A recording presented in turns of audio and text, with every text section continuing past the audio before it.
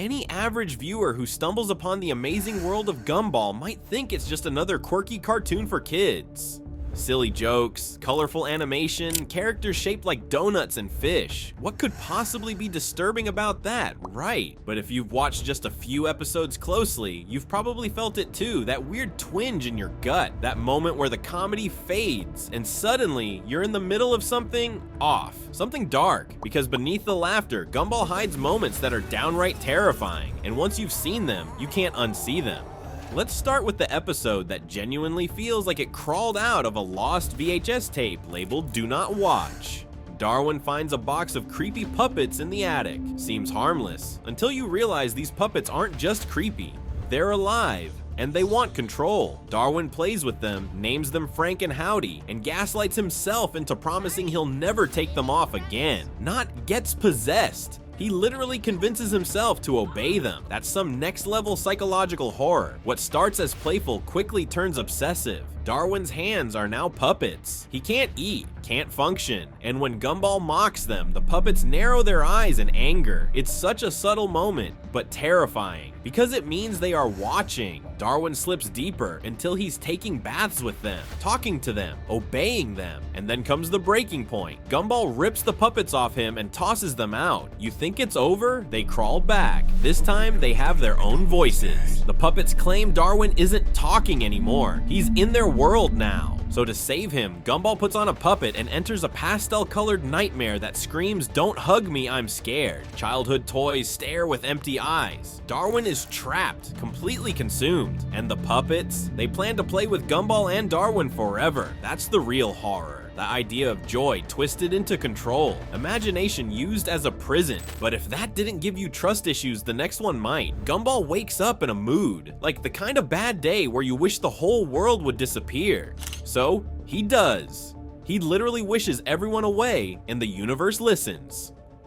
His family? Gone. Friends? Gone. The entire town of Elmore is now a haunting, lifeless shell. And at first, he loves it, screaming in the streets, stealing candy, doing whatever he wants. But slowly, the silence becomes unbearable. The streets look familiar, but twisted. Store names change into depressing mockeries. Joyful Burger becomes Misery Burger. The background music? Ominous. He sees a distorted version of himself, whispering awful things until darkness starts to take over Elmore completely. He's alone. No one to blame. No one to save him. That fear, it's something we all feel deep down. What if getting everything we want still leaves us with nothing? And yet Gumball isn't the only one who spirals. In another episode, his own mother becomes the monster. It starts simple. No candy during grocery shopping. That's the rule. But the kids, being kids, don't take no for an answer. They push Nicole to her breaking point. And what happens when a calm, loving parent finally snaps? She transforms, literally. Her movements distort. Her face twists. She charges through the store like a creature possessed, immune to tasers, aging security guards with a glance, and completely out of control. It's the scariest thing, seeing someone you trust become unpredictable, especially when you're the one who pushed them there. But sometimes the horror doesn't come from others. It comes from your own mind.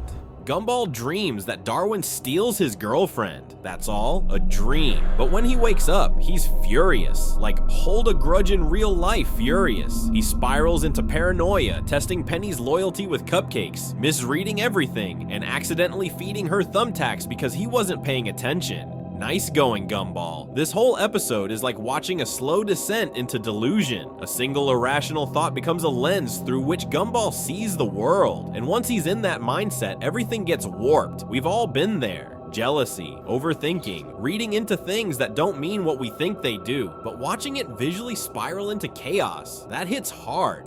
Gumball glitches, his voice breaks, the world around him distorts like corrupted video files. At first you think it's a clever editing joke, but then the glitches spread. Darwin starts breaking, characters swap voices, backgrounds flicker, the show's rules collapse. Then comes the twist, they're not in a story anymore. Gumball and Darwin realize they're in a TV show. That's it. That's the nightmare. Imagine living your whole life only to find out it was scripted. We all like to believe nothing happens while we sleep, but in the night, Gumball flips that idea on its head. The episode unfolds from the perspective of the furniture, the toaster, the fish tank, even the pet turtle, and what they witness isn't peaceful rest. It's weird, surreal chaos. The lighting is off, sounds echo strangely. Anais sleepwalks in slow motion, whispering things that make no sense.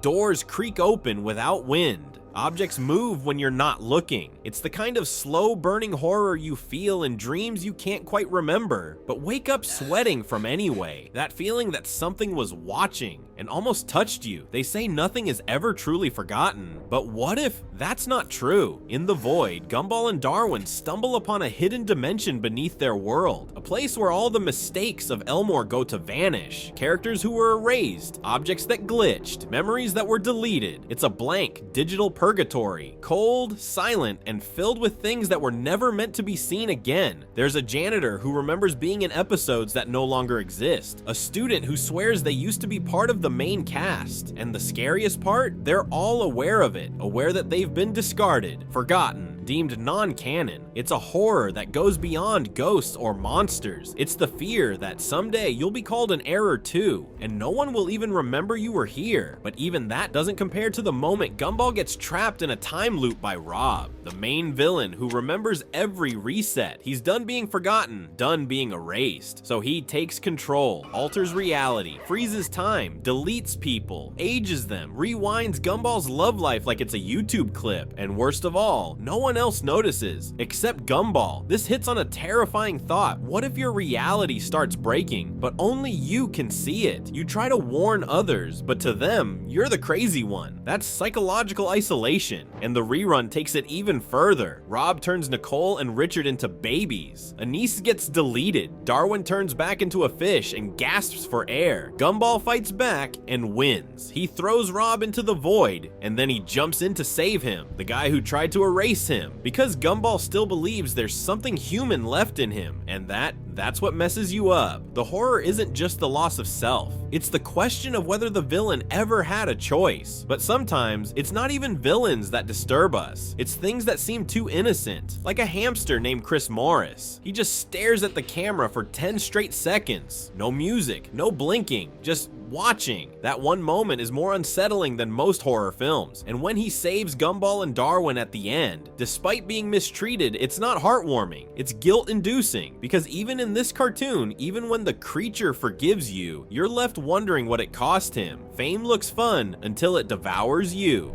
In the stars, Gumball and Darwin get obsessed with becoming famous, just like Banana Joe, but instead of chasing dreams, they start manipulating reality, staging accidents, creating drama, all for views, and it works, until everyone else starts doing it too.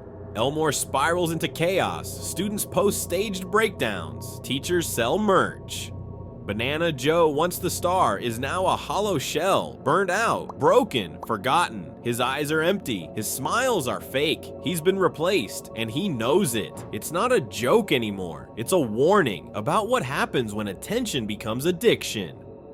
And don't forget about the joy. A virus of happiness spreads through the school, turning students into rainbow zombie hug monsters. It's loud, colorful, over the top, and horrifying. Why? Because it's not joy, it's forced joy. It's the fear that someone or something might strip away your ability to feel anything but fake happiness. That your sadness, your mood, your complexity will be treated like a disease. And when Miss Simeon finally breaks, laughing hysterically as rainbow liquid pours from her mouth, it doesn't feel like a happy ending. It feels like the world gave up. So yeah, Gumball is a comedy until it isn't, because sometimes the most disturbing horror doesn't come from monsters or demons. It comes from the quiet, sneaky fear that the world is off and no one else seems to notice. Now here's the real question. What if there's an episode even darker than these? One that never aired? A lost tape no one was supposed to see? But that's for another time.